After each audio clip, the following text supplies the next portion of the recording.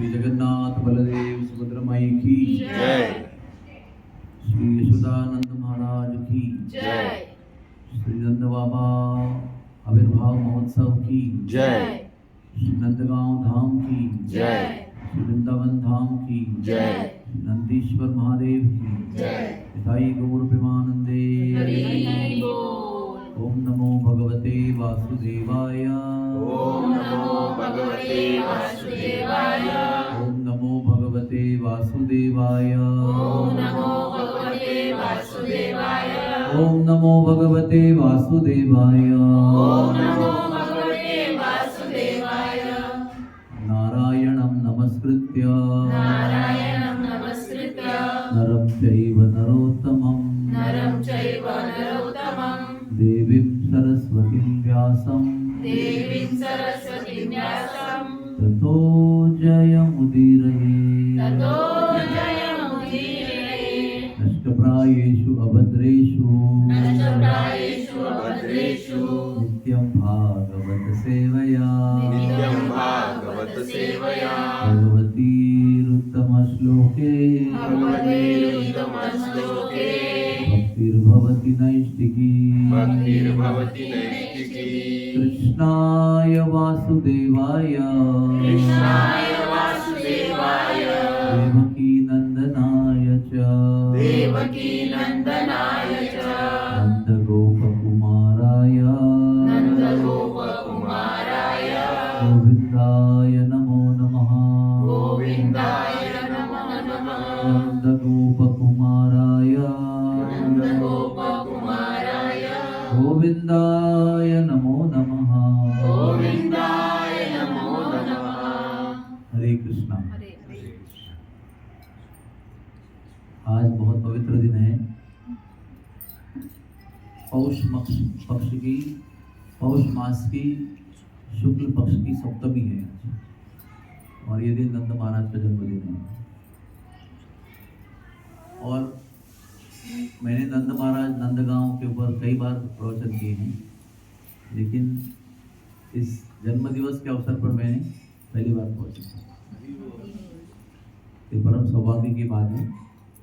और हमारे नंदगांव के जो गोस्वामी हैं, रमेश चंद्र गोस्वामी, वो हर साल मुझे फ़ोन करते हैं और इस दिन की याद दिलाते हैं और नंद बाबा का गौरव भी सुनाते हैं।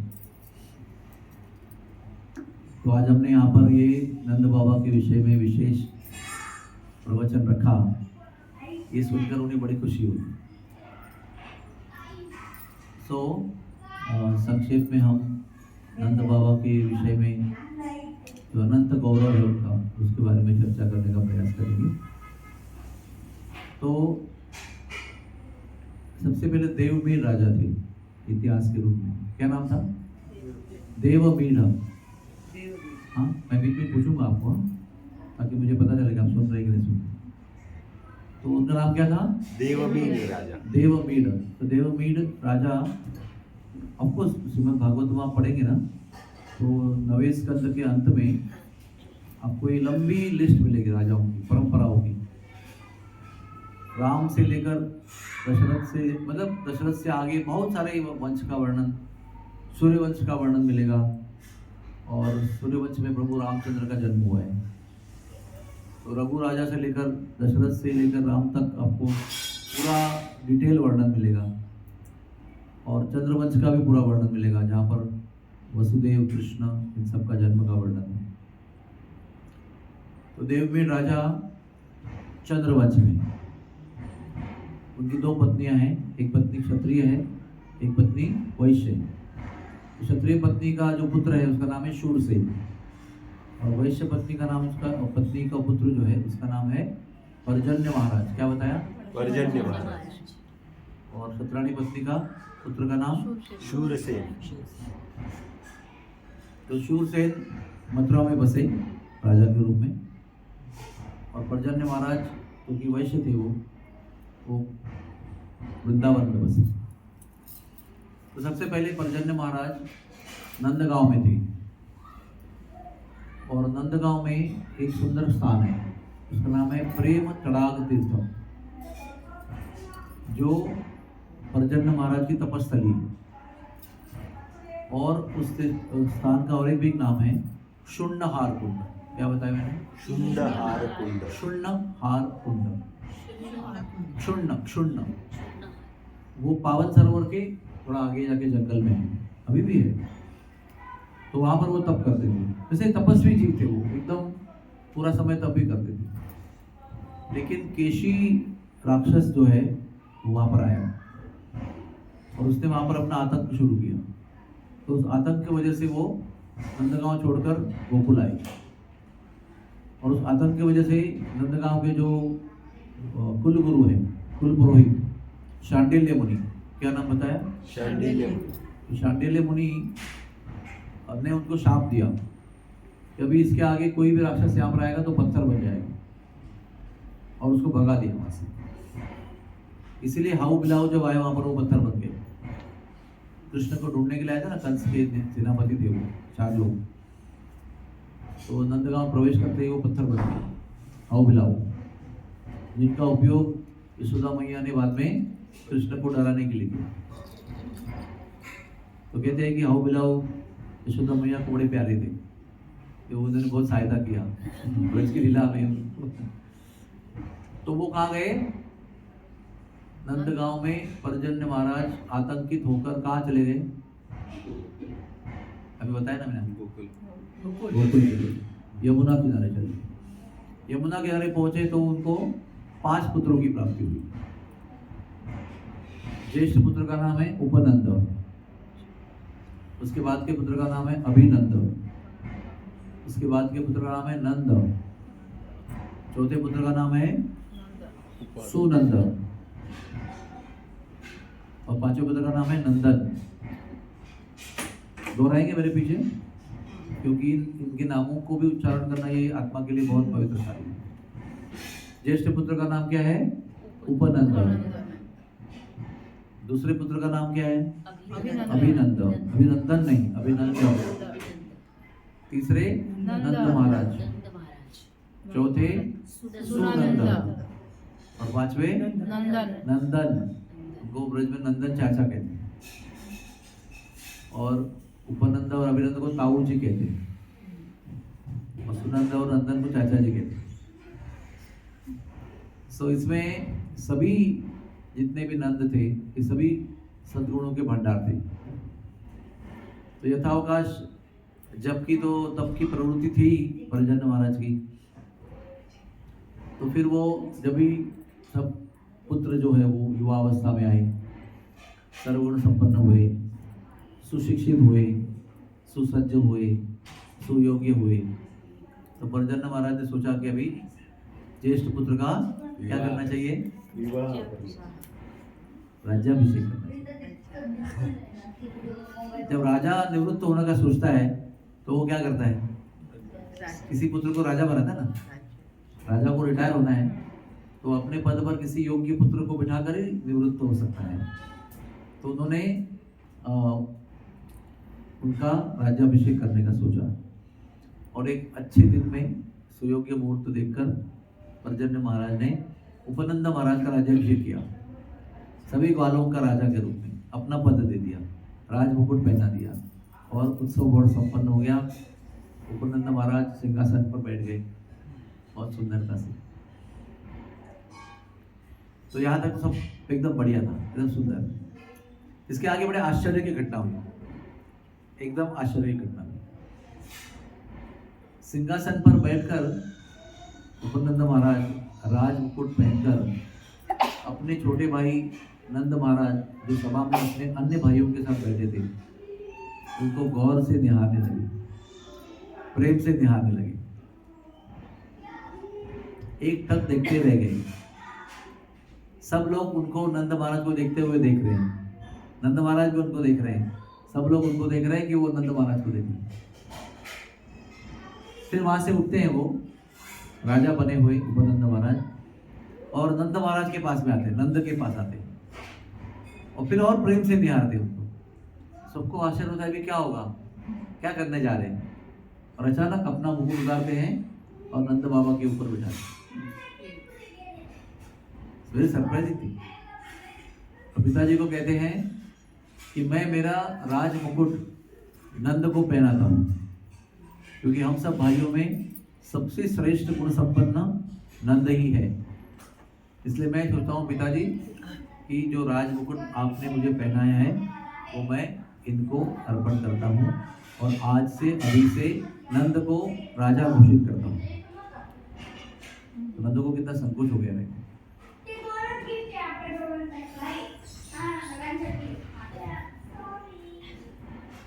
अगर वो आज का जमाना होता तो क्या करते लोग, दूसरे का मुकुट छीन कर राजा बनते। पूरे यवनों का इतिहास क्या है, केवल छीन कर नहीं, खून करके, पिताजी का खून करके सिंहासन प्राप्त किया। हुमायूं का खून किया तो अकबर राजा बना, शाहजहां का खून करके जेल में डाल के उसको औरंगजेब राजा बना। ये यवनों का इतिहास है। और ये जो समय, ये जो एक्टिविटी है आजकल कॉमन एक्टिविटी। इस कॉमन एक्टिविटी की विशेषता क्या है कि जो हमारा हक नहीं है वो हम छीन कर प्राप्त करते हैं, जो हमारी योग्यता नहीं है उसको दूसरे से छीन कर ले लेते हैं। ये कलयुग का स्वभाव है। एक है कि अपने हक के लिए लड़ना, जो आप योग्य हो, जो पांडव लोग योग्य थे और कौरवों ने अयोग्य रीति से उनका राज्य छीनने का प्रयास किया, बहुत सारे छल कपट किए और पांडव महाभारत का युद्ध लड़ रहे हैं, लेकिन अपने योग्य हक के लिए लड़ रहे हो। जो उनका हक नहीं उसके लिए लड़ाई नहीं कर रहे हो। दुर्योधन अयोग्य लड़ाई लड़ रहा है, जो उसकी योग्यता नहीं है, लेकिन वो उसके लिए छीन छपाटा करके उसको राज्य हासिल करना है। तो वो गलत नहीं है, अपने योग्यता के अनुसार अपने हक के लिए लड़ना ये गलत नहीं है। लेकिन जो अपना अधिकार नहीं है, जो अपनी योग्यता में नहीं है, उसको लेना ये पाप है। और ये कथा जो नंद महाराज की है, अभी हमने सुनाई, उनको बार बार कलयुग में सुनना चाहिए। इसका कारण है कि ब्रज के आचार्य बहुत सारी कथाएं बताते हैं कि मथुरा में 2 भाई थे, अभी का इतिहास है। उनके पास बहुत प्रॉपर्टी थी, लेकिन पिताजी ने उनका प्रॉपर्टी डिवाइड भी कर दिया था। लेकिन फिर भी संतुष्ट नहीं थे, उसको लगा था कि ज़्यादा मिलना चाहिए, इससे ज़्यादा लिया, मुझे मिलना चाहिए। तो वो वाद विवाद में बैठ गए, कोर्ट में चले गए, फिर घर पे बैठ गए, आउट ऑफ कोर्ट बैठ गए।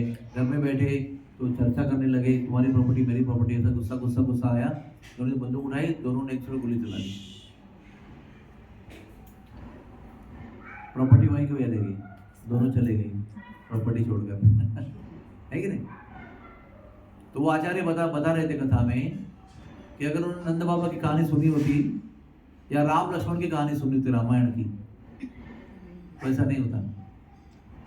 तो उन्होंने बताया कि रामायण की कथा कर रहे थे। तो ये कथा क्यों बताई उन्होंने कि अगर रामायण की कथा सुनेंगे तो हो सकता है कि इस प्रकार के खून खराबे बंद हो जाएंगे। क्योंकि रामायण की कथा में क्या लिखा है, रामायण की कथा उसके भी आगे है। तो जैसे नंद महाराज ने अपना अधिकार, उपनंद महाराज ने अपना अधिकार निकाल के नंद महाराज को दिया, वैसे इधर भी वो कंपटीशन है।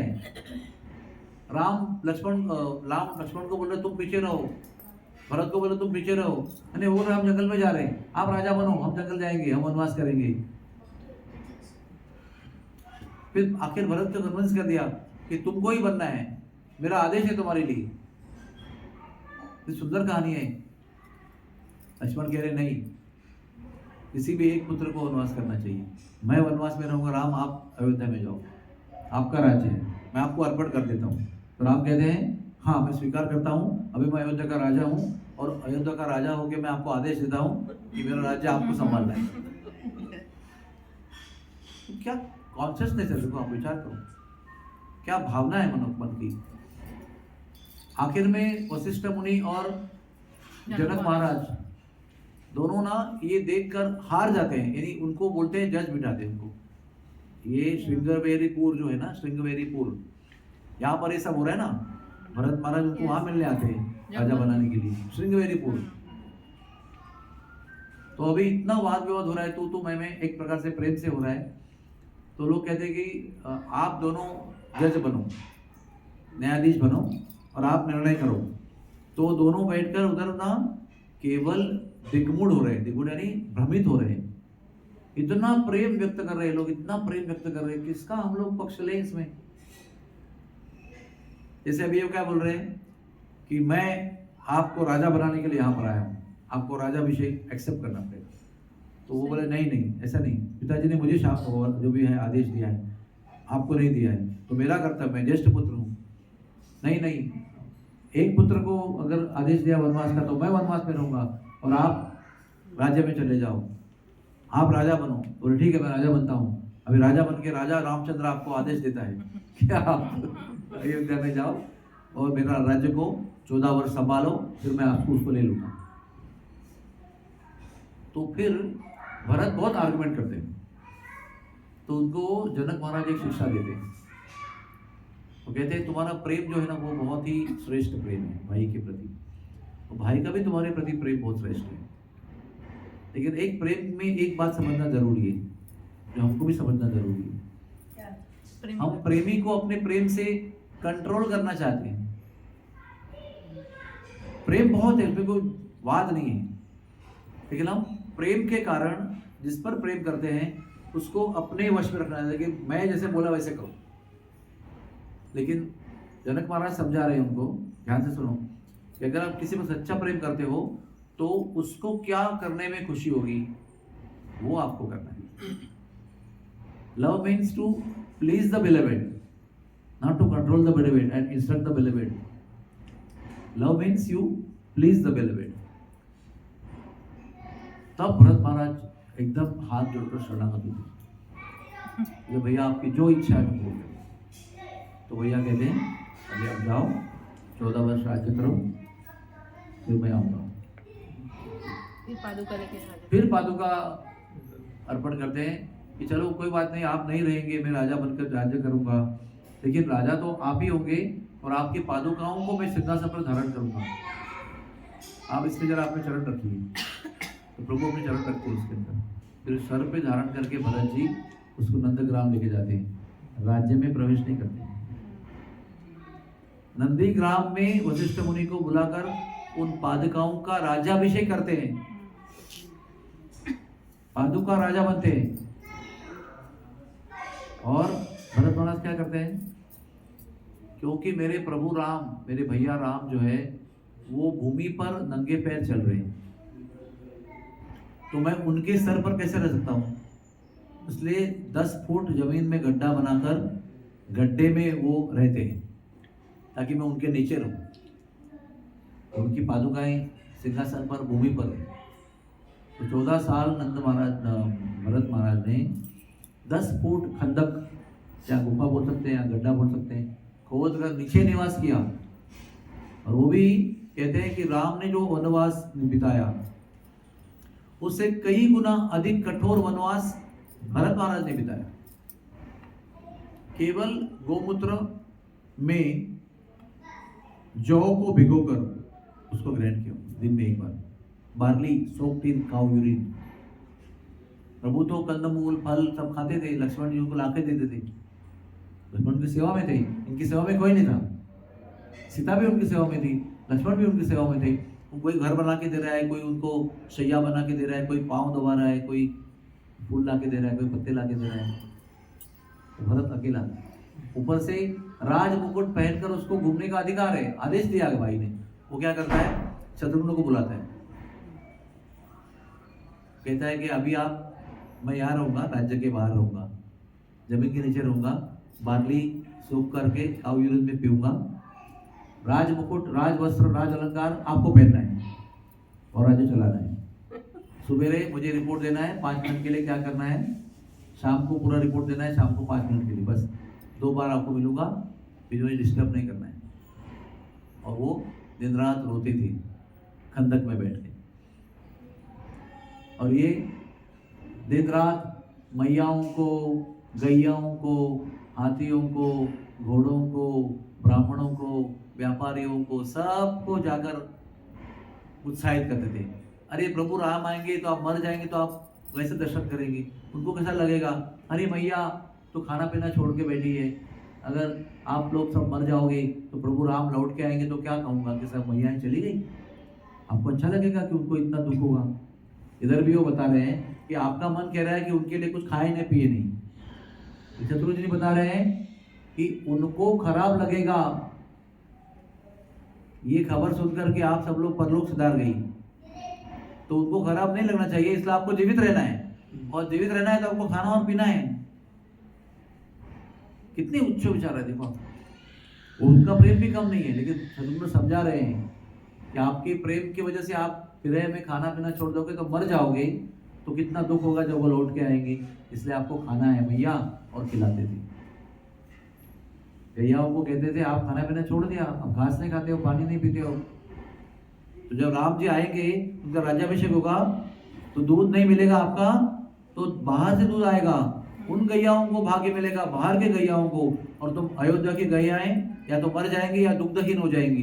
तो भगवान राम का अभिषेक करने का जो भाग्य आपके दूध को मिलेगा, वो आप ही खुद नष्ट कर रहे हो। खाओ और दूध बनाते रहो, ताकि जब तक वो आएंगे तब दूध रहेगा, तो आपके दूध का अभिषेक होगा उनका। एक हायर कॉन्शियसनेस दे रहे हो हर एक व्यक्ति। किसी का प्रेम नीचा नहीं है, लेकिन उससे भी ऊंची प्रेम की अनुभूति वो सबको दे रहे हैं। ऐसे हर एक का भी वही कथा हो जाएगी पूरी, तो छोड़ो उसको। ऐसे ही उन्होंने उनके ढंग से घोड़ों को बताया, गधों को बताया, दुकानदारों को बताया, ब्राह्मणों को बताया, सबको बताया। फॉर एग्जाम्पल ब्राह्मणों को बताया, वो तो यज्ञ करना ही छोड़ दिया, खाना पीना ही छोड़ दिया, मंत्र तंत्र उच्चार करने का कोई मन ही नहीं कर रहा है, यज्ञ करने का मन करना ही कर रहा है।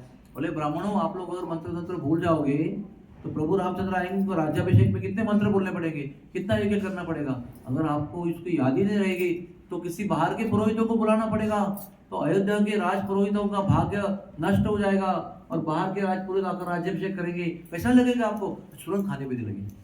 नहीं, हमको जीवित रहना है, तो प्रभु राम की सेवा करना, ये है प्रेम।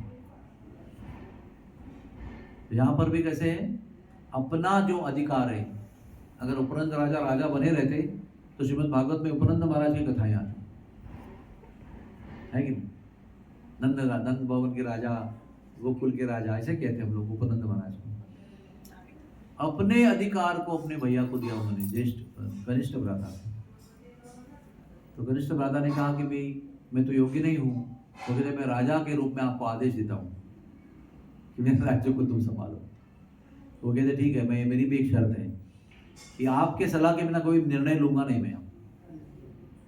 Without your council, without your acceptance, I will not give any judgement और एनी डिसीजन। और जीवन भर उन्होंने अपने बड़े भैया के आदेश का पालन किया। जैसे 1 साल के बाद कृष्ण का जन्म हुआ, जन्म होके 1 साल हो गया, तो तृणावर्त भी आया था 1 साल के बाद। वो कभी आया था तृणावर्त, कभी आया था? 1 साल हो गया।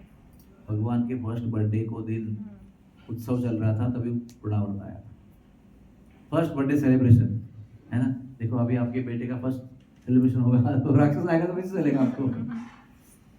लेकिन यशोदा मैया के घर पे हर रोज राक्षस आया करता था।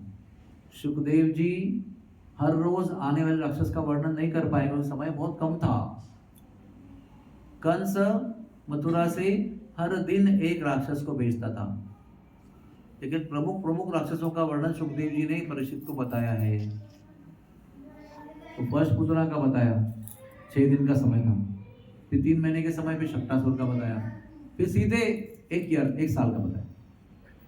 तो 1 साल के तृणावर्त के आने के बाद, उसके वध के बाद उपनंद बाबा ने सभा बुलाई। जो उनकी विशेषता है, नंदगांव में एक जगह है, क्या नाम है उसका सभा का? मीटिंग प्लेस, कॉन्फ्रेंस हॉल, नंद भवन तो रहने की जगह है।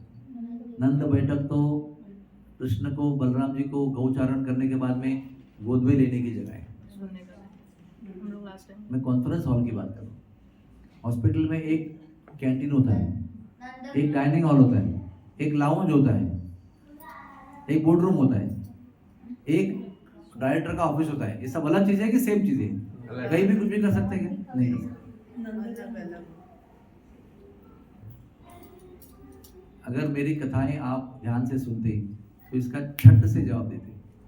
उस जगह का नाम है 84 खंबा। ये 84 खंबा एक विशेष जगह है, जहाँ पर हर रोज शाम को सारे बड़े ग्वाल बाल शाम को कृष्ण गौचारण करके आने के बाद में मीटिंग करते थे।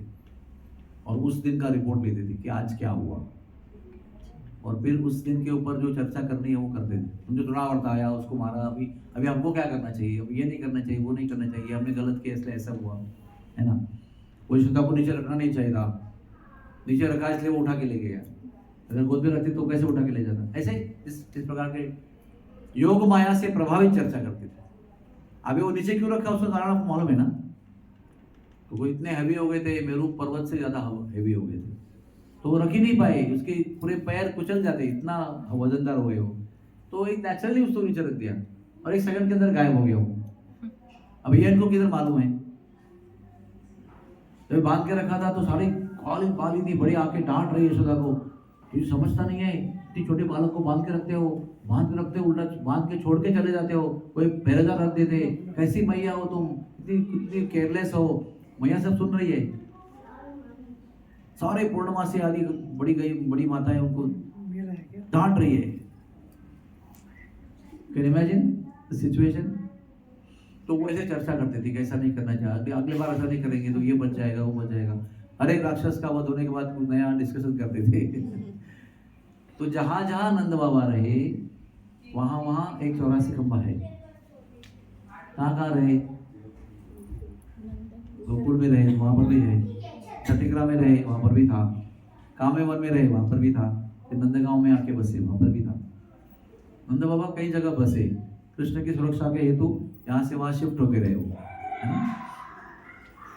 तो मैंने कौन सी 4 जगह बताई जहां पर वो रहे, बताओ।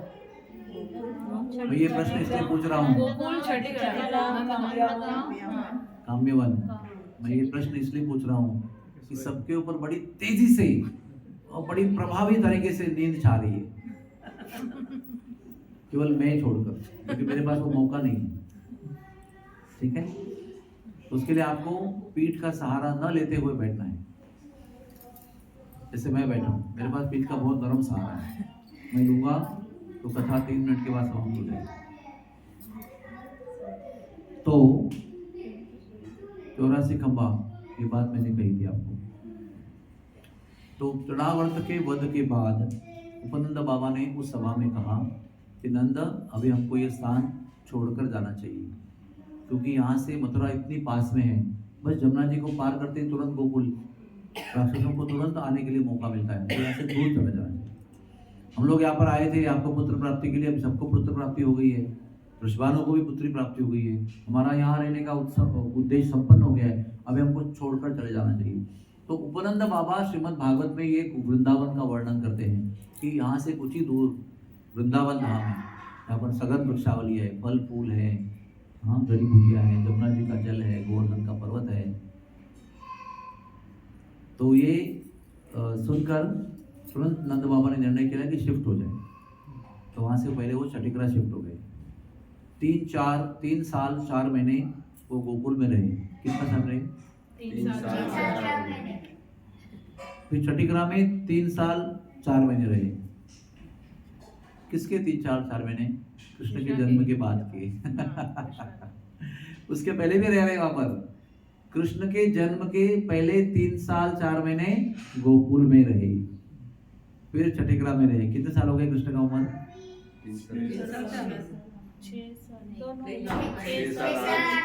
यही जगह रहने का प्रमाण है।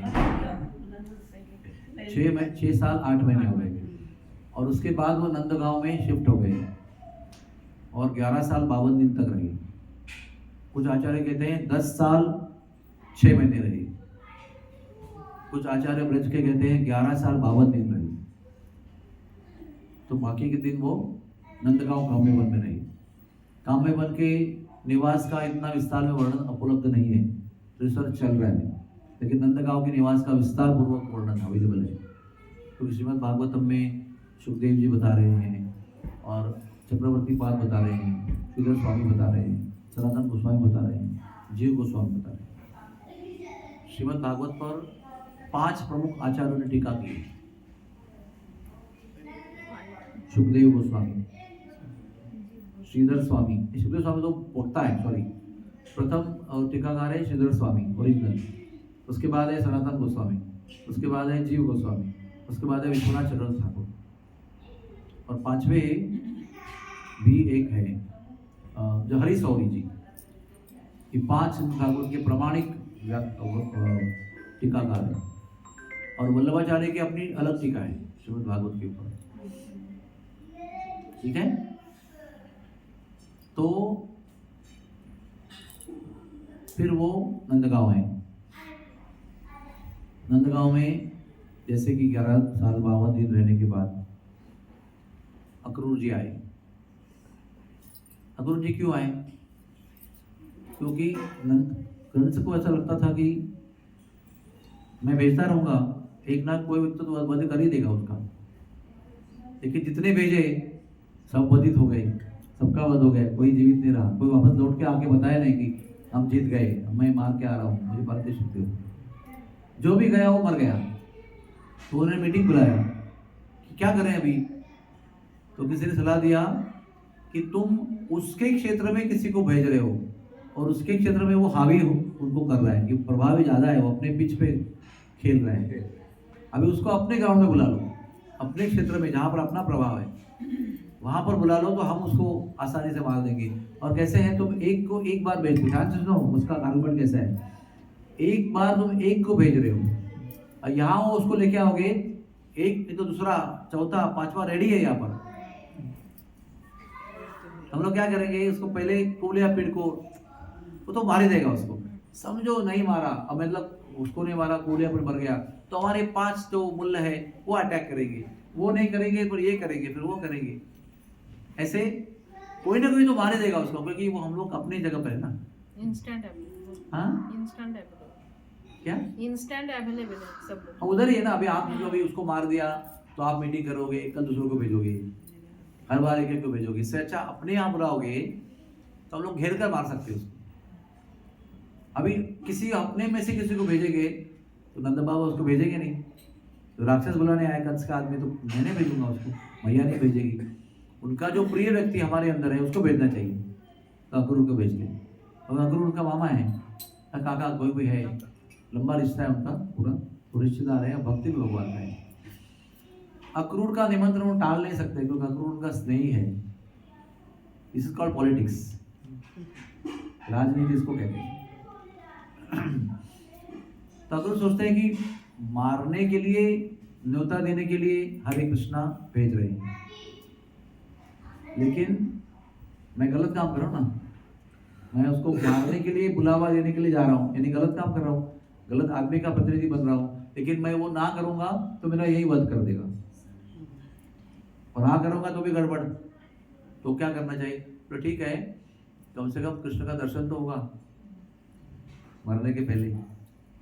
यहाँ मरने से क्या लाभ है? वहाँ जाऊँगा तो कृष्ण बलराम के दर्शन होंगे, सानिध्य होगा। अकेले जाऊँगा, दोनों को साथ में लेके आऊँगा, कंपनी मिलेगा, आशीर्वाद मिलेगा, तो वो चला जाता है। और दिन रात, यानी ऐसे कहते हैं कि मथुरा और वृंदावन का डिस्टेंस बहुत छोटा था, और रथ में आने के लिए कुछ भी नहीं था। कहते सुबह से निकला हुआ अक्रूर शाम तक पहुंचा। कारण क्या इसका? जैसे प्रेमधन के घर पे आने को निकले, 3 घंटे का सफर है, वो ट्रैफिक पकड़ के 4 घंटे है। सुबह 7 बजे निकले थे, संध्या को 6 बजे भी लौटे नहीं, तो क्या कहेंगे? रास्ता भटक गए होंगे, है ना। तो वो इतने भाव में थे कृष्ण बलराम को मिलेंगे, तो अभी राइट में गए तो किधर और गांव में चले गए, फिर होश में आए तो वापस आ गए, फिर चलने लगे और भटक गए तो और कई गांव में चले गए। ऐसे करते करते करते राइट लेफ्ट राइट लेफ्ट भटकते भटकते भटकते शाम तक पहुंचे वृंदावन में। इसको प्रेम कहते हैं। सुखदेव जी बताते हैं कि ब्रज में कैसे जाना चाहिए, भाव विभोर होकर जाना चाहिए। ब्रज में कैसे प्रवेश करना चाहिए? कृष्ण बलराम के चरण चिन्हों पर दर्शन करके लोटपोट होते हुए प्रवेश करना चाहिए।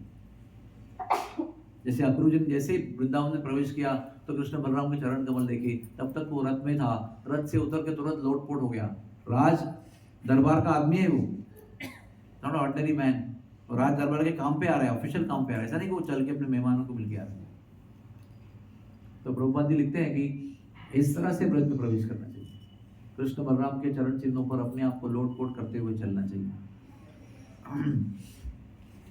तो आया वो, और ध्यान से सुनना कहानियाँ, नींद आती हो तो खड़े हो जाना, लेकिन ये सुनिए कहानी इतनी इतनी स्पेशल कहानी है कि ये ध्यान से सुनोगे ना रोओगे आप लोग, इतनी सुंदर कहानी है।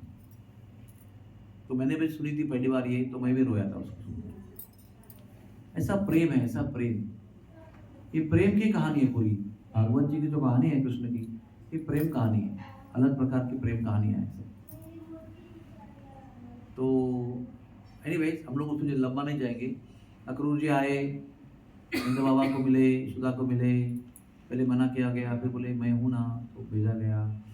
फिर गोपियाँ आई, वो रोई, बोले जाने नहीं देंगे आपको, मर जाएंगे हम सब लोग, आपके रथ के नीचे जान दे देंगे हमारी, मर के ही आप, हमारी मृत्यु के बाद ही आप मथुरा जा सकते हो। वो समझाया, ग्वाल वालों ने वो समझाया। सीधामा बोला मैं यहीं खड़े रहूँगा भांडी वन में। पूछने का लौटा बाबा बोला मैं यहीं बैठूंगा खाने पीते छोड़कर, आज मेरा टर्न था भोजन लाने का। तो आज ही जा रहे हो? बोले परसों आऊँगा। बोले यहीं बैठूंगा, खाऊंगा नहीं, पीऊँगा नहीं, सोऊंगा नहीं। वहीं बैठ गया। वो भांडी बन के पट के डंडी को पकड़ के सीधामा खड़ा था। बोला कहाँ जा रहे हो? मैं मथुरा जा रहा हूँ। तो मैं यहीं खड़ा रहूँगा जब तक मैं लौट के नहीं आऊँगी, खाऊंगा नहीं, पीऊँगा नहीं, सोऊंगा नहीं। फिर गोपियाँ बोली हम लोग मर जाएंगे रथ के नीचे। तो समझाया बेटा देखो ये प्रेम ऐसा नहीं होता है, थोड़ा सा आपको मैच्योर होना चाहिए। मैं कह रहा हूँ ना आपको मैं आऊँगा, प्रियतम के बातों पर भी विश्वास करना चाहिए। मैं यूँ आया यूँ आया, मुझे कुछ काम है वहाँ पर, वो करके आऊँगा। फिर भी लेट गई हूँ। फिर भगवान ने क्या किया पता है आपको? भगवान ने वज्रपात किया वहाँ पर, जैसे आज का एटम बॉम्ब डाल दिया। तो उसके इतना बड़ा धमाका हो गया, इतना बड़ा धमाका हो गया कि उससे वो सारी गोपियाँ बेहोश हो गई। इतना बड़ा धमाका हो गया। बेहोश होते ही अक्रूर को बोला चलो अभी आप तुरंत निकलो यहाँ से। तो गोपियाँ बेहोश पड़ी हैं और अक्रूर जी हवा की गति से रथ में हाँक रहे हैं, पैदल दौड़ नहीं रहे। जैसे कि आपको समझो गाड़ी है, मर्सिडीज गाड़ी है, हाँ फॉर्च्यूनर टोयोटा गाड़ी है, और ड्राइवर बोले जितना हो सके भगाओ 140 स्पीड से। तो कैसे भागोगे आप? कहाँ से कहाँ जाओगे 1 मिनट के अंदर?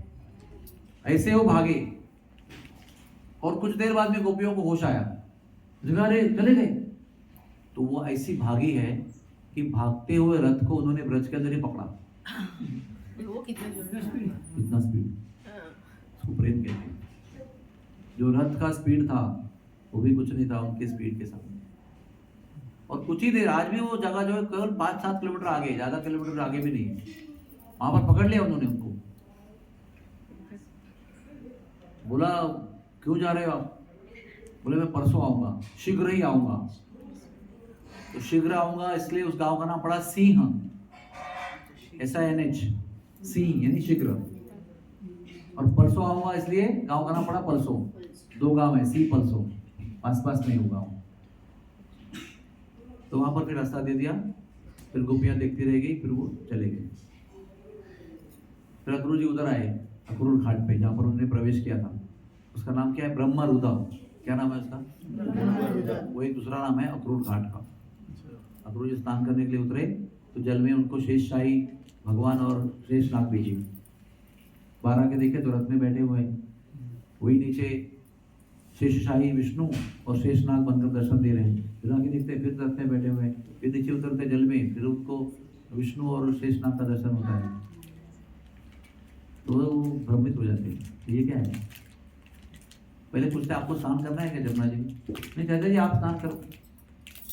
वो जल के अंदर उनको ये दृष्टि नजर पड़ रहा है। इसका अर्थ क्या है बताओ? इसका परपोर्ट क्या है? उन्होंने उनको दर्शन दिया है, आप बोलना चाहते हैं। दर्शन तो ऊपर बैठे दे रहे हैं ना, कृष्ण बलराम के दर्शन दे रहे नहीं रहे, हाईएस्ट दर्शन दे रहे हैं। तो शेषनाग का दर्शन देने का पर्पस क्या है? शेषनाग और शेषशाही विष्णु ये ऐश्वर्य का दर्शन है, वैकुंठ का दर्शन है। वृंदावन का दर्शन तो कृष्ण बलराम। तो बता रहे हैं कि वृंदावन की लीला जो है, माधुर्य लीला भी समाप्त हो रही है और यहाँ से ऐश्वर्य लीला आरंभ हो रही है। अब यही बलराम खेलने वाले शेषनाग, अनंत शेषनाग के रूप में चलेगी। देवकी नंदन जो देवकी के घर में आए थे ना पहले, वो फिर यहाँ गर्भ में आए, उनके घर में ऑलरेडी बलराम जी थे, उसमें ये विलीन हो गए ना। फिर रोहिणी देवकी नंदन कृष्ण जो थे वो अलग प्रकट हुए थे, 4 भुजा वाले। यशोदा मैया। फिर यशोदा मैया के अंदर जो कृष्ण थे उसके अंदर विलीन हो गए ना वो। अभी वो डिवाइड हो रहे हैं वापस एक बार।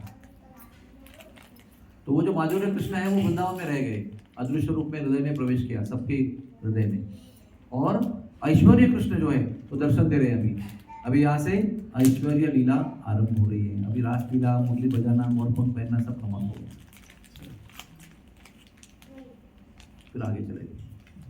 आगे चले गए तो अक्रूर जी बोले हमारे घर पे चलो, अभी आप यहाँ तक आए हो, बोले वादा करते हैं हमारा काम होने के बाद तुम्हारे घर पे आएंगे। थोड़ा फास्ट फॉरवर्ड करते हैं, बीच में बहुत रोचक कहानी है, लेकिन हमको आप आज की कहानी पे आना है। तो नंद बाबा और ग्वाल बाल वो भी इनके साथ पैदल शॉर्टकट रास्ते से मथुरा में आते हैं। ये कितना लोगों को पता था? As a protection. आप, मैं पूछ रहा हूँ कि ये आप लोगों में से कितना लोगों को पता था? क्योंकि आप अगर भागवत पढ़ेंगे तो आपको कंस के वध के अखाड़े में नंद महाराज का उल्लेख मिलेगा। नंद महाराज भी वहां पर थे जब कृष्ण ने कंस का वध किया। तो उसकी स्टोरी ये है कि वाल बाल बोले कि हमको भी जाना है, नंद बाबा बोले कि मुझे भी जाना है।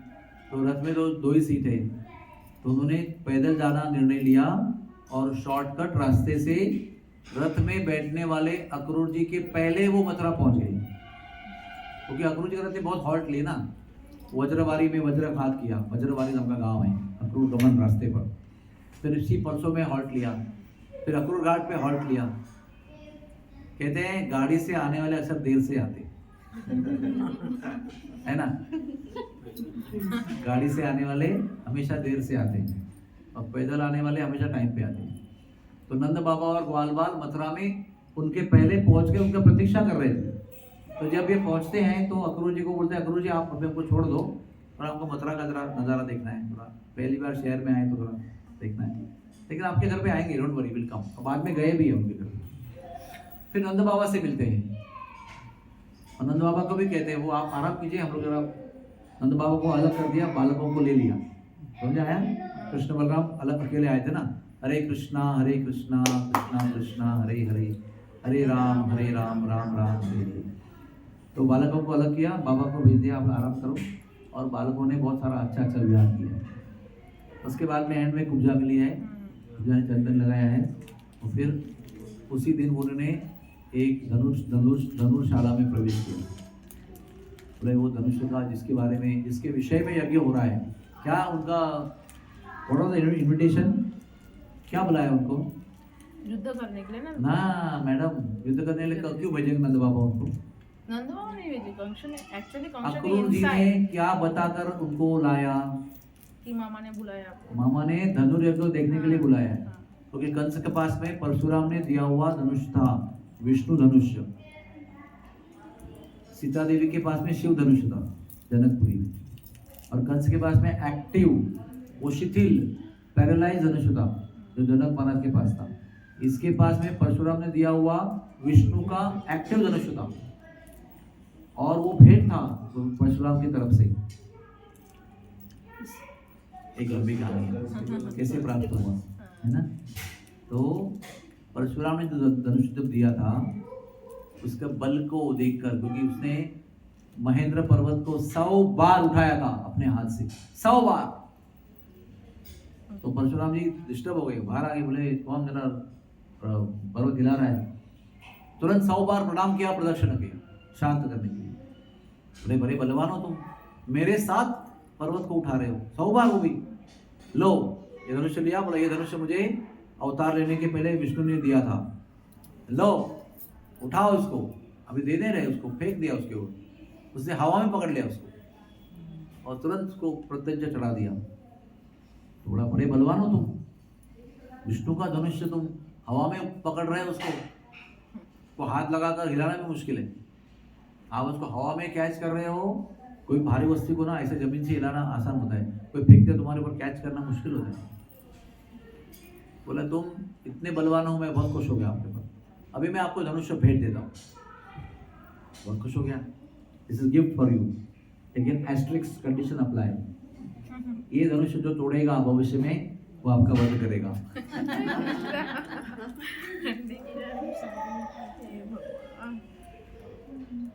तो उसने धनुर्यज्ञ का बहाना बनाया कि हर साल मैं ये धनुष की पूजा करता हूँ, तो इस बार भी मना रहा हूँ। तो सोचा कि कृष्ण बलराम को हमारे भांजों को आना चाहिए, नहीं तो मैया भेज देगा उनको युद्ध करने के लिए। इतने बालक हमको इतने पहाड़ों से आप युद्ध करने के लिए कैसे भेजेंगे? तो वो कहते हैं कृष्ण बलराम धनुर्यज्ञ देखने को आए तो धनुष का दर्शन तो कर लें। कल धनुर्यज्ञ है, आज शाम को पहुंच गए, प्रीवियस डे इवनिंग दर्शन करके आते हैं ना कि सभा मंडप में क्या चल रहा है, तब आ जाते हैं और जाते हैं उठाते हैं उसको तोड़ देते हैं। वहां जाते हैं, खेल खेल में उसको उठाते हैं और तोड़ देते हैं। वहां पर भयंकर प्रलयकारी ध्वनि होती है, वो ध्वनि कंस को सुनाई पड़ती है। बोला क्या हो गया? बोले महाराज वो बालक ने धनुष तोड़ दिया। तो उसको याद आता है कि जो तोड़ेगा वो मारेगा। अनेक बार अनाउंसमेंट हो गया है, शादी के टाइम भी अनाउंसमेंट हुआ था, है कि नहीं? तो वो डर बढ़ गया उसका, लेकिन वो अहंकार इतना था कि नहीं नहीं, अरे मेरा कोयला पीड़ है, रास्ता में खड़ा है, अरे मेरा 5 मल्लवीर है और बहुत सारे लोग हैं, हम लोग छोड़ेंगे नहीं उसको। तो रात को धनुष तोड़कर भगवान सो जाते हैं। नेक्स्ट डे आते हैं, फिर वो पहले चाणूर, फिर मुष्टिक, फिर और 3 का नाम क्या है बताओ? कोयलापीठ को मार दिया उसने, वो मर गया। वो 5 मल्ल जो है उसका नाम बताओ? चाणूर, मुष्टिक, कूट, शल और तोशल। ये 5 वर्ल्ड चैंपियन थे और वो 5 वर्ल्ड चैंपियन कोयलापीठ हाथी को देकर भागे थे। वो उससे ज्यादा बलवान था। वो दौड़ के आया था, शराब पिलाकर उसको तोड़ के सांकल तोड़ कर आया था। तो कंस के साथ ये प्रैक्टिस कर रहे थे, कंस वही खड़ा रहेगा, ये 5 भाग गए। क्या पावर रहेगा कोयलापीठ के अंदर, बड़ा तपस्वी था वो। एक हाथी के अंदर 10,000 हाथी का बल था। कितने हजार हाथी का बल था? 10,000। तो फिर उनका वध किया गया। पहले चाणूर को कृष्ण ने और मुष्टिक को बलराम ने मारा, फिर आगे तीनों को मार दिया, फिर सीधे जंप किया कंस के सामने ऊंचाई पर और उसको मारा। उसके बाद 8 चचेरे भाई थे कंस के, उनको मारा। फिर जो जो थे उनको सबको मारा, जो मिला उसको मारा, जो भी आया वो सबको मार दिया। सब मामला समाचार कर दिया।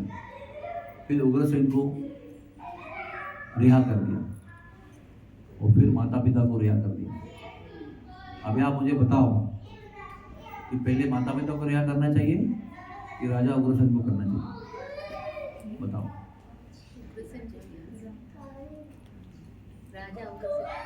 माता पिता तो जेल में पड़े तुम्हारे, उनको छोड़ना है, पर राजा को मुक्त करना है। एक्चुअली राजा राज्य चलाने के लिए उन्होंने पहले राजा को मुक्त देखो, किया। अपने निजी रिश्ते के जो कर्तव्य हैं वो सदैव राज्य के कर्तव्य के नीचे रहते हैं। आपका जो निजी कर्तव्य है, पुत्र पुत्री, पति पत्नी, जो भी अपना कर्तव्य है, वो कभी भी राज धर्म से ऊपर नहीं हो सकता है। इसलिए सीता देवी निर्दोष होने पर भी राज धर्म के नाते प्रभु ने उसको वनवास भेज दिया। सब लोग बोलते हैं लोग कि Ram was not a good husband, maybe a good king, not a good husband। Sita Devi वनवास में जाने के पीछे दोनों का ही डिसीजन, मतलब सीता आपको देवी मेरी बात समझ में नहीं आई? लोग बोलते हैं सीता देवी राइट थी ना, उसने कुछ गलत नहीं किया था। कोई वो पाम तो गलत किया नहीं था उसने। कोई धोबी बोला, एक क्षुद्र आदमी बोला, तो राजा ने पत्नी को ही निष्कासित कर दिया। पॉइंट वो नहीं है। पॉइंट ये है, हमारे आचार्य समझाते हैं, वो आप समझो। आचार्य बताते हैं कि राज धर्म जो होता है ना, वो किसी भी निजी परिवार की फीलिंग के ऊपर होता है। जैसे हमारे जो माधवानंद प्रभु हैं, उनको हॉस्पिटल के विषय में जो निर्णय है वो कभी भी उसके पारिवारिक निर्णय के ऊपर होते हैं। उनका परिवार का सदस्य अगर किसी चीज में इन्वॉल्व हो गया तो परिवार का सदस्य का रिश्ता पीछे रखकर वो हॉस्पिटल के सबके लिए अनुकूल क्या है वो निर्णय लेंगे। भले वो पत्नी को, बालक को जो है वो पसंद नहीं आएगा, लेकिन राजधर्म जो होता है वो हमेशा पारिवारिक धर्म के ऊपर होता है।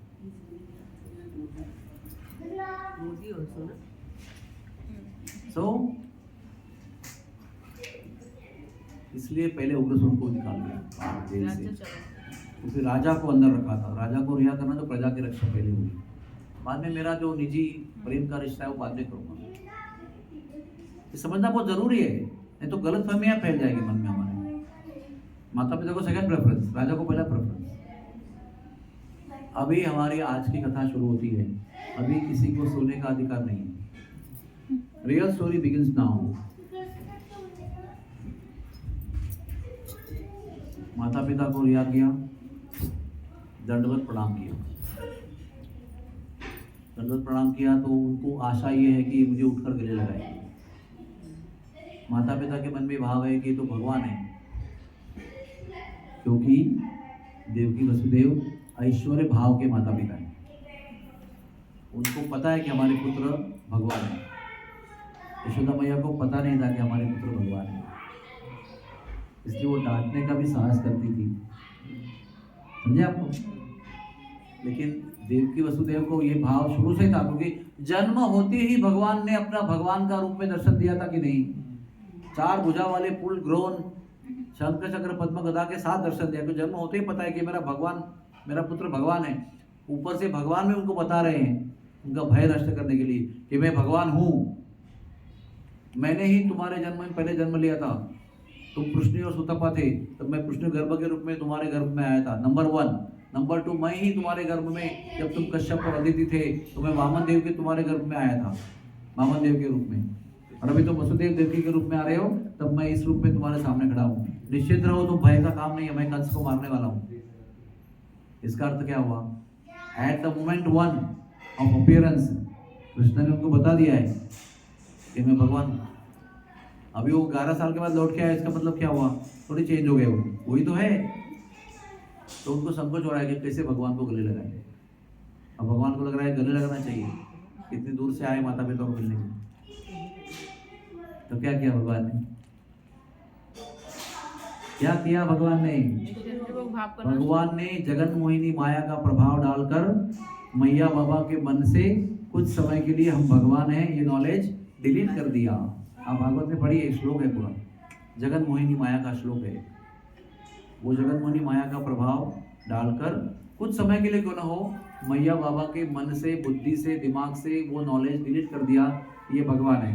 तो जैसे हट गया, तुरंत नीचे उतर के उन्होंने गले में लगाया, उनको आलिंगन दिया, चुम्मा दिया, प्रेम किया उनसे, बहुत दुलारा उनको। वो भगवान की इच्छा थी, उनको वो अनुभव करना था, उनको भी वो आलिंगन का आनंद देना था और खुद को भी आलिंगन का अनुभव लेना था। तो भगवान रिश्ते के भूखे हैं, अपना कर्तव्य तो करते हैं, फॉर्मेलिटी, रिश्ता के लिए बहुत ज़्यादा आतुर रहते हैं। तो इसके बाद में ध्यान से सुनो, कृष्ण भगवान और बलराम जी बाबा मैया से क्या कह रहे हैं, और ये भी ध्यान से सुनो। ये जब हुआ, ये प्रसंग जब चल रहा है ना, तभी नंद बाबा वहाँ खड़े होकर देख रहे हैं। नंद बाबा और सारे गोकुलवासी वहाँ पर के जो जितने भी हैं, नंदगांव वासी, ब्रजवासी जितने भी साथ में आए हैं, वो सब वहाँ खड़े होकर इस दृश्य को देख रहे हैं, क्योंकि ग्वाल बालों को ये पता नहीं था कि इनकी और मैया बाबा भी कोई है। तो उनके लिए तो मैया बाबा यशोदा मैया और नंद महाराज थे, और ये कृष्ण बलराम बोल रहे हैं मैया बाबा, तो ये भी उनके मैया बाबा हैं। ये क्या रहस्य है? तो उससे आतुर होकर देख रहे हैं, उनको पता नहीं चल रहा है क्या है ये। ऊपर से वो क्या बोल रहे हैं, मैया बाबा जन्म से ही मैं आपको छोड़ के चला गया, जन्म होते ही छोड़ के चला गया, और आपको इतने सालों बाद मिल रहा हूँ। मैंने आपके प्रति कोई कर्तव्य नहीं निभाया, अभी मैं आपके शरण में आया हूँ, अभी आप जो होंगे मैं करूँगा। आप अगर हमको चाहते हैं कि हम यहाँ रहें तो हम यहाँ रह जाएंगे, अगर आप आगे देते हो तो हम चले जाएंगे। ये कौन सुन रहा है? कौन सुन रहा है? नंद बाबा सुन रहे हैं। नंद बाबा के मन में क्या इच्छा है कि ये माता पिता क्या उत्तर दे उनको?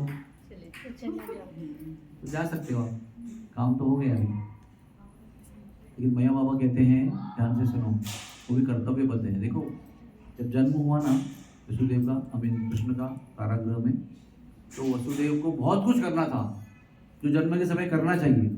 फॉर एग्जाम्पल, दान देना चाहिए। तो उसने मन में 2 लाख गायों को सजा धजा कर मन में ही योग्य ब्राह्मणों को दान कर दिया, क्योंकि वो जेल में है। अगर राज्य में होते तो असल में करते। तो बोले, मैंने तुम्हारे जन्म से भी कोई भी काम ठीक से नहीं कर पाया और तुम थे ही नहीं यहाँ पर। मेरे सारे कर्तव्य बाकी है, तुम्हारा उपनयन कराना है, तुम्हारा ये करना है, वो करना है, गुरुकुल भेजना है, तुमको शिक्षा में भेजना है, तुमको शिक्षा देना है, तुमको संस्कृति का अध्ययन कराना है, तो आप यहीं रह जाओ। और माता पिता आपके आज्ञा सर आंखों पर, सिर सामंद्य। कौन सुन रहे हैं? नंद बाबा के ऊपर आंधी टूट पड़ी। ये कथा सुखदेव जी नहीं बताते, ये कथा भागवत में नहीं। भागवत में वहां के आगे की कथा है, कैसे कृष्ण का जनेऊ संस्कार हुआ, कैसे कृष्ण को सांदीपनि का आश्रम उज्जैन भेजा गया, कितने दिन में भगवान ने हरे कृष्णा कृष्णा कृष्णा हरे हरे, हरे राम राम राम हरे हरे, हरे कृष्णा। तो कितने दिन में भगवान ने गुरुकुल में ट्रेनिंग लिया? आप लोग आगे बैठो। 64 डेज। 64 कितने दिन का करिकुलम था उनका? 64 कितने दिन का करिकुलम था वो? करिकुलम तो गुरुकुल में कितने दिन का करिकुलम होता है? 16 साल 12 साल का करिकुलम होता है। वो 12 साल का अभ्यास क्रम कृष्ण भगवान ने, उसमें 12 साल में 64 विद्याओं का अध्ययन करना था उनको। तो भगवान ने एक एक विद्या एक दिन में सीखी। 64 विद्या 64 डेज, इसलिए अपना ऐश्वर्य दिखाया, ज्ञान का ऐश्वर्य। और अभी ये भागवत में बताया, सब आगे का बताया। फिर वहां से भगवान ने शादियां कर ली, फिर भगवान बहुत सारी चीजें। उस दिन क्या हुआ जब इन्होंने कहा कि ये समय ही रह जाएंगे, नंद बाबा के ऊपर आंधी टूट पड़ी, मानो एटम बम फट पड़ा उनके ऊपर, धमाका हो गया। वो बेहोश हो गए, संभल गए, फिर चल नहीं पा रहे थे, कैसे भी करके चलने लगे। बाल बाल बड़े दुखी हुए कि कन्हैया हमारे साथ में नहीं आएगा, क्या करें? चल पड़े। लेकिन इतने फास्ट वो आए थे, जब आए थे चल नहीं पाए, उनके पैर ही नहीं चल रहे थे, क्योंकि मन में अनंत प्रश्न है उनके। आप बताइए, थोड़ा सा वही उधर का पंखा लगा, आप बताओ, आप थोड़ा सा ना, मैं आपको क्यों पूछ रहा हूँ, नंद बाबा के चरित्र के अंदर प्रवेश करो। आप नंद बाबा बनो और सोचो कि आप वहाँ खड़े हो, आपको वापस जाना है, और आपको वापस जाना है तो आपके मन में तब क्या क्या प्रश्न है? बताओ बताओ। मैंने क्या किया? ऐसे आप नंद बाबा हो और आपके सामने कृष्ण कह रहे हैं कि हम यहीं रहेंगे, और आपको जाना पड़ रहा है, आपकी इच्छा नहीं जाने की, आपको जाना पड़ रहा है, तो आपके मन में क्या क्या विचार कल्लोल चल रहा है? बताओ। यशोदा को क्या बोलेंगे? यशोदा को क्या बोलेंगे? इतने सालों से मैंने क्या किया? उसको बोला था कि मैं तुरंत लौट के लेके आऊंगा उसको। और क्या प्रश्न होंगे मन में? इतने सालों से शायद मैंने कुछ नहीं किया इसके लिए, ऐसे भी हो सकता है। बाकी ग्वाल वालों को क्या होता है? वो तो साथ में थे उनके।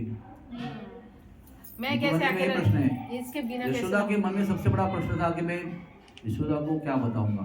नंद बाबा के मन में ये सबसे बड़ा प्रश्न था, यशोदा को क्या मुंह दिखाऊंगा। उसको मैंने वादा किया था कि मैं जा रहा हूँ संग, ले आऊंगा संग उसको। अभी भगवान की इच्छा सबसे ऊपर होती है, हम भगवान की इच्छा के खिलाफ कुछ नहीं कर सकते। भगवान की इच्छा तो अगर रहने की है तो हमें स्वीकार है उसको, लेकिन अभी उस पर क्या बीतेगी और मैं क्या जवाब दूंगा, इसलिए उसके चरण नहीं उठ रहे। तो बीच में गांव है, उसका नाम है गौरव। वो उस गांव में प्रवेश किया उन्होंने, क्योंकि उनको आगे बढ़ने का दिल ही नहीं कर रहा था। अभी वो राजा हैं, राजा आए, सब लोगों ने सत्कार किया, उनका हार घात पूरा पहनाए, पुष्प वर्षाव किया, उनका मिठाइयाँ बनाई, उनको भोग लगाया, उनको गौरव किया, बहुत गौरव किया। तो गांव का नाम पड़ा गौरव। लेकिन उनकी मनोवृत्ति क्या थी उस समय? वो कुछ भी भोग लेने में, गौरव सुनने में इंटरेस्टेड नहीं थे। वो केवल समय बिता रहे थे वहाँ पर, जो उनको आगे बढ़ने में कष्ट हो रहा है।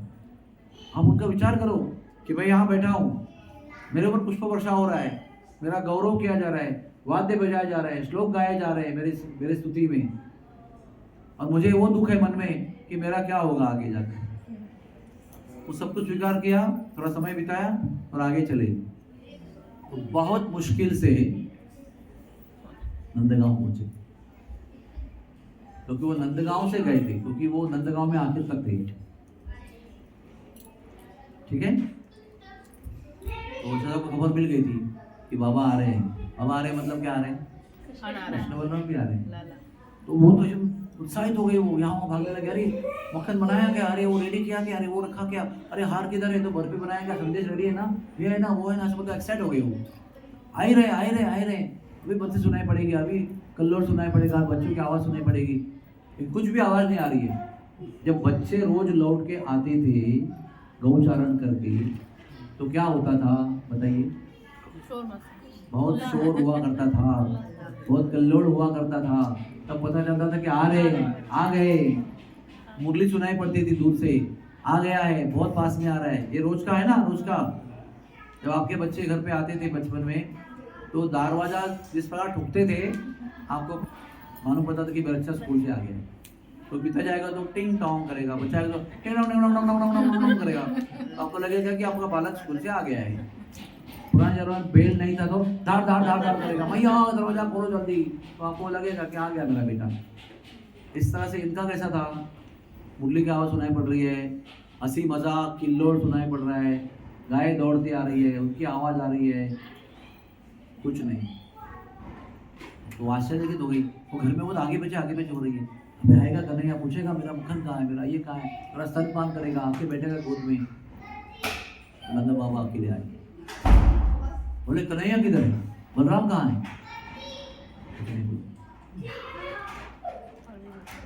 कुछ नहीं बोले। कैसे बोले? किस मुंह से बोले? तो बोल रहे अभी तुम इतना तड़पा क्यों रहे हो? बताओ कहाँ है? छुपे हुए क्या? वे ढूंढने के लिए वश करने चाहते हैं कि मैं जाके ढूंढूं उनको, वो लुका छुपी खेलने के मूड में मैं ढूंढूंगी कहाँ पर है। आए ना। बहुत देर बाद बोले कृष्ण बलराम आए नहीं। बोले अच्छा मजाक कर लेते हैं। इसी वक्त तुमको मजाक करने की सोचिए, मैं इतना आतुरता से उनकी प्रतीक्षा कर रही हूँ। कभी कम से कम अभी मजाक मत करो, कल करो, परसों करो, क्योंकि तुमको अभी इतने दिन के बाद में मजाक करने का अवसर प्राप्त हो रहा है। बताओ कहाँ पर है वो? बोले यशोदा वो नहीं आए। क्या कह रहे हो तुम? वो वहीं रह गए। तो कुछ समय लगा उनको उस बात को एक्सेप्ट करने में। पहले क्या बोलते उसको, कभी भी दुख दर्द वाली बातें आती है ना, दुख दर्द वाली घटना हमको सुनाई पड़ती है, खबर आती है, तो पहला क्या होता है उसका reaction? Denial. Signs of grief. In hospice we have learned. The first sign of grief is denial. इसके पहले शॉक एक साइन होता है, shock. First sign of grief information is shock. You may fall unconscious.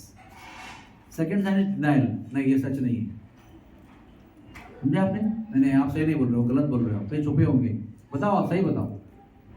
फिर पता चलता है कि ये सही है, ग्रीफ जो है वो सही है, तो क्या आता है रिएक्शन? एंगर। उसके बाद में बार्गेनिंग, पैसे भी करके ले आओ, ये करो वो करो, तो दोबारा जाओ मनाओ उनको ले आओ, उसको कहते बार्गेनिंग। उसका नेक्स्ट साइन क्या है? डिप्रेशन, कि हमने सब कुछ करने के बाद वो आ नहीं रहा है, या घटना रिवर्स नहीं हो रही है, या घटना झूठी साबित नहीं हो रही है, तो क्या होता है? डिप्रेशन। उसके बाद में होता है एक्सेप्टेंस कि ठीक है वो अभी नहीं आए हैं।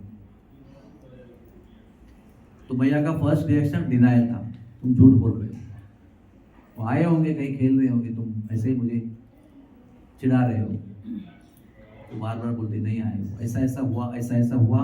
मैया बाबा के पैर पड़े और फिर उन्होंने कहा कि ये रह जाओ। मैं भी कुछ कह नहीं पाया, मुझे आना पड़ा। फिर क्या हुआ? कौन सा रिएक्शन हो गया? एंगर। कौन सा रिएक्शन हो गया? क्रोध।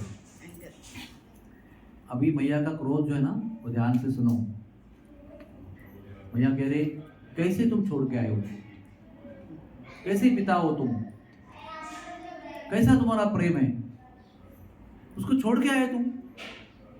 सोचा नहीं मुझ पर क्या बीतेगी, मेरा क्या होगा?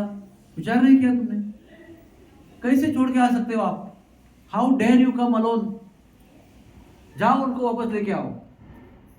लेकिन नहीं आ सकते वो, क्योंकि अभी वो मैया बाबा के जनीब संस्कार, गुरुकुल, ये सब कर्तव्य पूरे करेंगे। ये तो बहुत साल लगेंगे उनको आने में।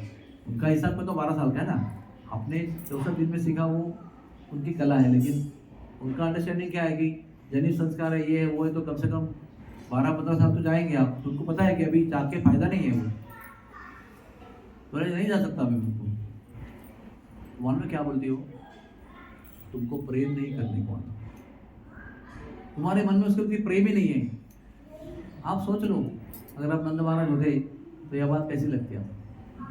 अगाध सागर है प्रेम का वो, अगाध अनंत सागर है प्रेम का कृष्ण के प्रति, वात्सल्य मूर्ति है वो। और उसकी ही पत्नी उनको बोल रही है उसी प्रेम के कारण, वो भी वात्सल्य मूर्ति सागर है वो, कह रही है कि तुम्हें तो प्रेम ही करना नहीं आता, तुम कैसे पिता हो।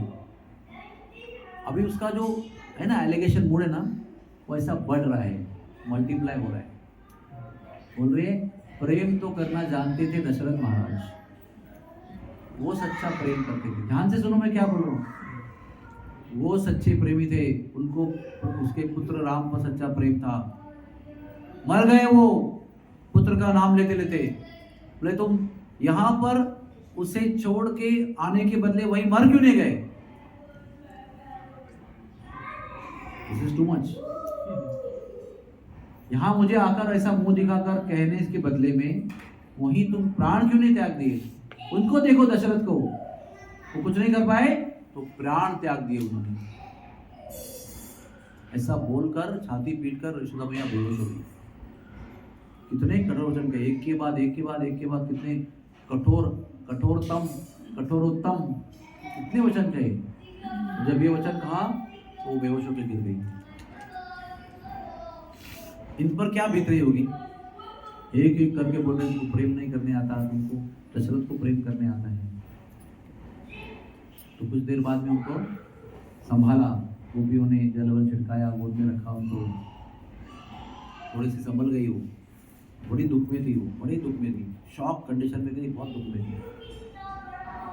तो थोड़ा सा अच्छा माहौल देखकर नंद महाराज ने क्या कहा वो ध्यान से सुनो, फिर आपको नंद महाराज के चरित्र का परिचय होगा कि वो क्या थे।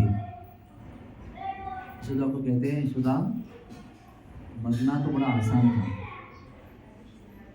मरना बड़ा आसान था, मैं ही मर जाता, क्यों आता मैं यहाँ पर एक बुरी खबर सुनने के लिए। लेकिन मैं मर नहीं पाया, क्योंकि उसने वहाँ पर एक बात कही थी कि मैं बहुत जल्दी लौट के आऊँगा। ये माता पिताओं का कर्तव्य जो है उसको निभाकर मैं बहुत जल्दी ब्रज में लौट के आऊँगा। तो मैं कैसे मरता हूँ, अगर मैं मर जाता और वो आता कितने भी सालों के बाद और पूछता कि बाबा कहाँ है, तो आप कहते कि बाबा तो चले गए, तो उस पर कितने दुखों का पहाड़ टूटता, और वो मैं कैसे सहन कर पाता कि उस पर मेरे जाने से इतनी पहाड़ आघात हो रहा है। इसलिए यशोदा मरना तो बड़ा आसान है, हमें दोनों को जीवित रहना पड़ेगा, क्योंकि वो एक दिन आएगा, तब तक हमको जीवित रहना पड़ेगा, ताकि उसको वो दुख ना हो कि मेरे मैया बाबा मेरे ना होते हुए परलोक सिधार गए। इसलिए यशोदा केवल मुझे नहीं आपको भी जीना होगा। तो शांत हो जाए, ये प्रेम है नंद बाबा। बहुत ही पावरफुल स्टोरी है नंद महाराज की बात। तो ऐसे नंद महाराज जो प्रेम का सागर है, उनका जन्मदिन है। हरे कृष्ण। कोई प्रश्न है आपका तो पूछिए, बोलो ना। अच्छा, ये हो सकता है शायद कि हमारे मंद बुद्धि में इतने समझ में हो कि वो अक्रूर महाराज को सब जानते थे, जो भगवान के मित्र थे, तो फिर उन्होंने कुछ उपाय क्यों नहीं किया कि उनको पता था कि मारने आने वाले। वो सब लोग, आप भागवत को पढ़िए, इसलिए सब लोगों को भागवत पढ़ना चाहिए। सारी चीज़ों का उत्तर भागवत में है। अक्रूर की मनोस्थिति का भी वर्णन पूरा किया सुखदेव जी ने। अक्रूर के मन में क्या भाव था, उनके बुद्धि वो को पता इतने नहीं- विवश थे। देखो क्या है ना, जब कंस ने ये अनाउंसमेंट किया इसके आगे आकाशवाणी के विषय में मथुरा में कोई चर्चा नहीं करेगी, वेरी सेंसिटिव सब्जेक्ट मैटर। ना चौराहे पे ना दुकानों में कहीं भी ये बात निकली उसका वध किया जाएगा, और सब जगह आतंक फैला दिया। पहले तो राज दरबार में युद्ध किया पिताजी के साथ, राज दरबार में युद्ध हो रहा है, शस्त्र अस्त्र चल रहे हैं। उस यंत्र में कितने हजारों मुंडकी कट गई, राज दरबार में खून का और मांस का दलदल पैदा हुआ, और उसमें पिताजी को अरेस्ट किया, जेल में डाल दिया, उसी दलदल में सिंहासन में बैठकर राजा बन गया। तो सब जितने लोग थे ना डर गए, सब लोग उसके पक्ष में थे वो एकदम गबर हो गए, लेकिन जो औरंगजेब के पक्ष में थे, जो मर गए और जो जीवित रह गए, तो सब डर गए, बोला हमारा कभी खैर नहीं कुछ। तो बहुत सारे यादव थे वो मथुरा छोड़कर दूर दूर देश में भाग गए, सही नहीं वहाँ पर। जब योग्य स्थिति होगी, आतंक जब कम होगा तो हम लौट के आएंगे। अक्रूर जी क्यों रह गए? क्योंकि अक्रूर जी को पता था एक भक्त होने के नाते कि मुझे ये सेवा करनी है, इसलिए कंस के गुड बुक्स में मुझे रहना है, इसलिए अक्रूर को भेजा गया। अक्रूर भी उसी कारण रह गए, बाकी सारे यदु लोग जो थे वो सब भाग गए।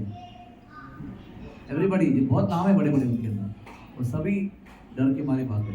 अक्रूर जी को भी ये भी पता था कि ये भगवान आके इन्होंने वध भी करेंगे, अक्रूर को ये पता था, श्रद्धा मेरा विचार इसलिए है उन्होंने कि एक तो मैं जा रहा हूँ गलत काम करने के लिए, लेकिन मैं भगवान का दर्शन करूंगा, और मुझे पता है कि भगवान इनका वध करेंगे, तो मेरे हाथों से बुलाकर उनका वध नहीं होने वाला है, क्योंकि मैं ले गया, मैं कारण बन गया, मेरे कारण वो दोनों का वध हो गया, ये होने वाला नहीं है, उसको पता था।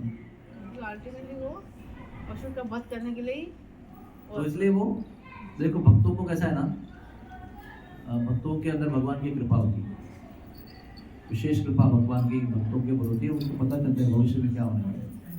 जैसे जब भगवान ने द्वारका के बदले में प्रभास क्षेत्र में यज्ञ किया, 11वें स्कंद भागवत में वो वर्णन आता है, वसुदेव जी के नेतृत्व में यज्ञ किया गया, द्वारका में नहीं किया, वो प्रभास में किया। भगवान ने उस यज्ञ के बहाने सारे द्वारकावासियों को, अपने प्रिय द्वारकावासियों को द्वारका से निकालकर पूरा बाहर, समुद्र के अंदर से बाहर निकालकर भूमि पर लाया, क्योंकि प्रभास क्षेत्र भूमि पर है, समुद्र में नहीं है, समुद्र में बनाया द्वारका में भी नहीं है, बाहर है, और वहां पर यज्ञ कराया। उद्धव जी देख रहे थे कि अगर यज्ञ के लिए पवित्र स्थान की आवश्यकता है, तो जहां भगवान उपस्थित है वो द्वारका के ज्यादा पवित्र स्थान और कौन सा हो सकता है। लेकिन मैं ये देख रहा हूँ कि जो वहां पर उपस्थित है द्वारका में, वहां के सबको निकालकर खुद भी बाहर आकर प्रभास में यज्ञ कर रहे हैं, इसका मतलब भगवान अभी जाने वाले हैं। ये शुद्ध भक्त के विचारधारा है, इंडिकेशन है कि भगवान अपनी लीलाओं को समाप्त करके अंतर्धान होने वाले हैं। चैतन्य महाप्रभु हरिदास को मिलने आए, तो भगवान ने बोला इतना जप क्यों करते हो? पहले बोला क्या बात है, तो मैं बीमार हूँ। बोला क्या बीमारी है आपकी? वो कह रहे जब पूरा नहीं हो रहा है। तो प्रभुपाद कहते हैं कि जो 16 माला नहीं होता है ना, वो बीमार लोग हैं सब, है ना। तो बोलते जप नहीं हो रहा है। अरे तुमने इतना जप किया, जीवन में लाखों लाखों जप किया हर दिन, अभी तो वृद्ध हो गए हो, अभी तुम नहीं करोगे तो चलेगा। इस संवाद के बाद में क्या बोलते हो? भगवान मैं ना देख रहा हूँ कि तुम ये तुम्हारा अवतार जो है जल्दी समाप्त करने वाले हो, तुम्हारे ये अवतार का आखिरी अध्याय बहुत जल्दी संपन्न होने वाला है, और मेरी आपको विनती है भगवान कि तुम्हारे आपके जीवन का आखिरी अध्याय मुझे देखना नहीं है। कैसे पता चला उसको? कोई कुंडली लेके बैठा था क्या वो? ये अनुभूति, अंदर की अनुभूति है। आप कृपा करके आपके अंतिम अध्याय को संपन्न करने के पहले मुझे विदा करो।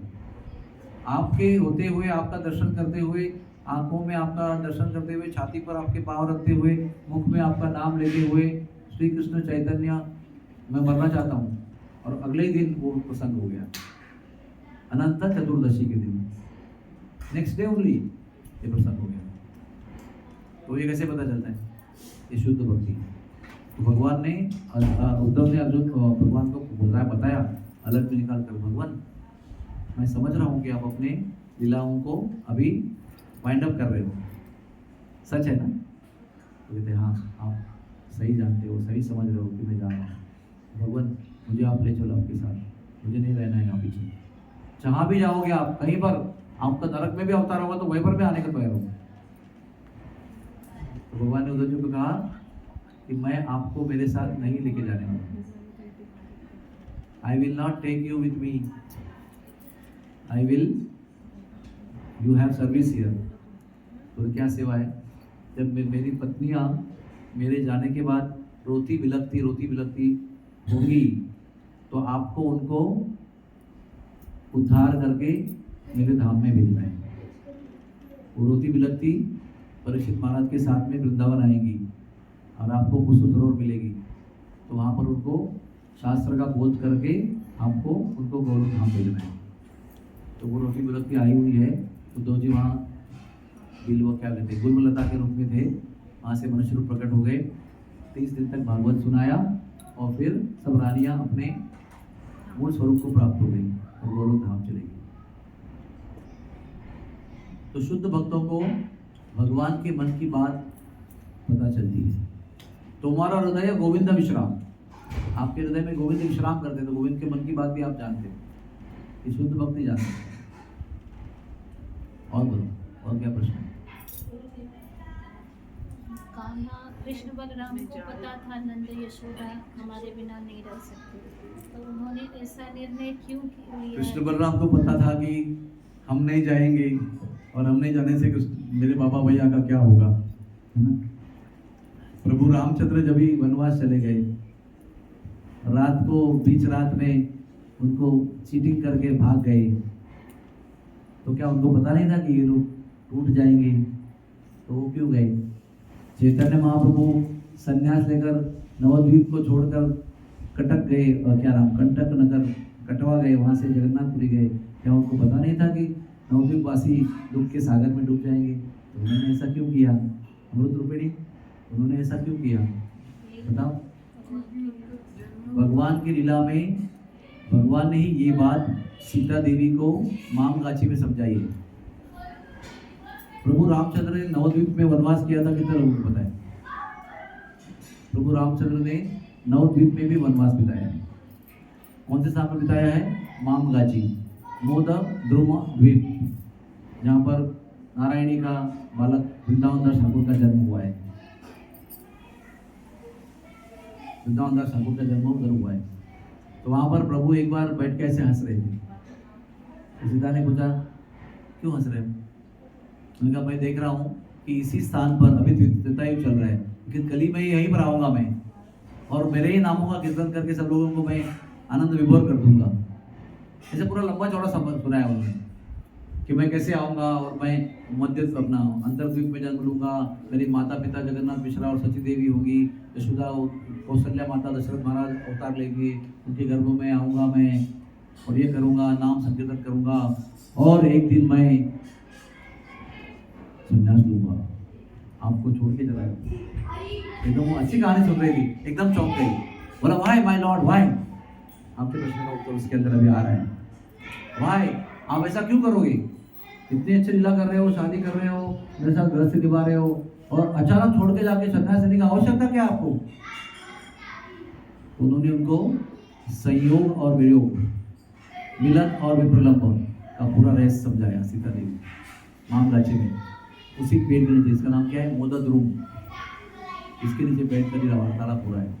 वो ध्रुव जो है ना, वो पेड़, वो अंतर्धान हो गया, गौलोक धाम चला गया। जो जीव था पेड़ के रूप में, तो आज मोदक ध्रुव में वो मोदक ध्रुव नहीं है, वो स्थान है खाली।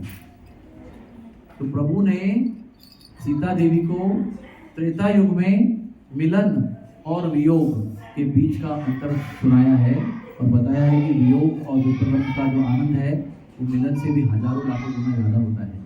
और जो मेरे भक्त, ध्यान से सुनो, तो मेरे भक्त मिलन के शास्त्र में प्रवीण हो जाते हैं, संपृक्त हो जाते हैं। जैसे कि MBBS, हाँ, कॉलेज में जब यू बिकम ग्रेजुएट, फिर क्या होता है? PG शुरू होता है। ग्रेजुएशन होने के बाद में PG शुरू होता है, पोस्ट ग्रेजुएशन। तो जब मेरे भक्त मेरे मिलन के शास्त्र में निपुण हो जाएंगे तो मैं उनको विप्रलंब शास्त्र में प्रवेश देता हूँ और उसके हजारों गुना करोड़ों गुना अधिक आनंद का अनुभव देता हूँ। इसलिए मेरा इनको छोड़ के जाना इन पर अत्याचार नहीं है।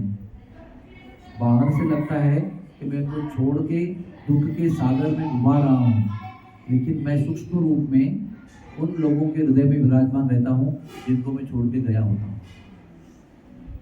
वो सूक्ष्म रूप में मेरा उत्कट अनुभव करते हैं अंदर से, लेकिन बाह्य रूप में छाती पीटते हैं, रोते हैं, खाना पीना छोड़ देते हैं, सोते नहीं है और दुख बनाते हैं। लोगों को लगता है कि कितना कितना बेदर्दी है ये, कितना क्रूर है ये प्रेमी, कैसा प्रेमी है ये, कितना क्रूर है। देखो अपने प्रेमियों को तड़पते हुए छोड़ने में उसको मजा आता है बहुत।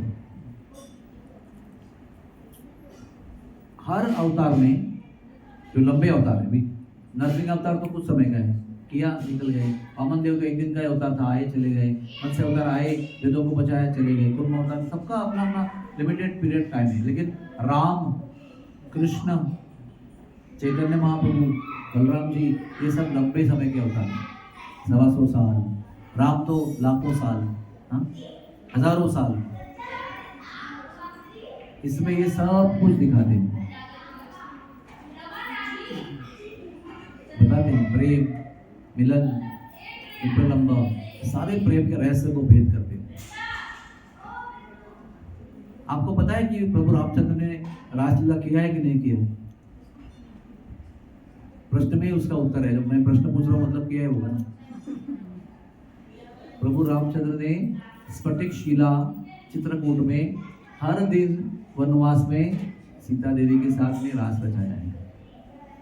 सीता देवी के अंगों से हजारों लाखों गोपियां प्रकट होती हैं। गोपियां कहो, सीता देवी की सहेलियां कहो, उन सबके साथ में प्रभु रामचंद्र रासलीला करते हैं।